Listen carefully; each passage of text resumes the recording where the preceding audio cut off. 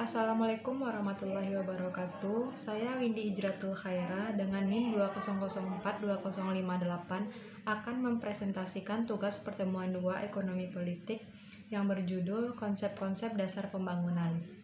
Definisi pembangunan. Pembangunan adalah proses yang melibatkan peningkatan kondisi sosial, ekonomi, dan lingkungan suatu negara atau masyarakat dalam rangka mencapai kemajuan dan kesejahteraan yang berkelanjutan.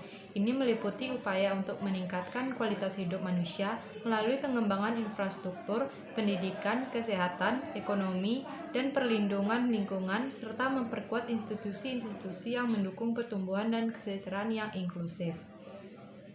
Dalam konteks global, pembangunan juga seringkali diartikan sebagai upaya untuk mengurangi kesenjangan ekonomi antara negara-negara yang kaya dan miskin, serta memperkuat kapasitas negara-negara berkembang untuk mencapai tujuan pembangunan berkelanjutan.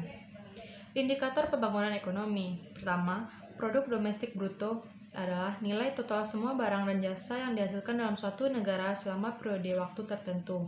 PDB merupakan ukuran yang umum digunakan untuk mengevaluasi ukuran dan pertumbuhan ekonomi suatu negara. Selanjutnya, pertumbuhan ekonomi, yaitu tingkat pertumbuhan persentase PDB dari tahun ke tahun yang mencerminkan kesehatan ekonomi suatu negara. Selanjutnya, tingkat pengangguran, yaitu persentase jumlah orang yang tidak bekerja tetapi mencari pekerjaan dibandingkan dengan total angkatan kerja yang mencerminkan tingkat kesempatan kerja dalam masyarakat. Selanjutnya, inflasi, yaitu tingkat kenaikan harga secara umum dari waktu ke waktu yang mempengaruhi daya beli masyarakat dan stabilitas ekonomi. Selanjutnya, pendapatan per kapita, yaitu penghasilan rata-rata yang diterima oleh penduduk suatu negara yang mencerminkan kemakmuran relatif mereka.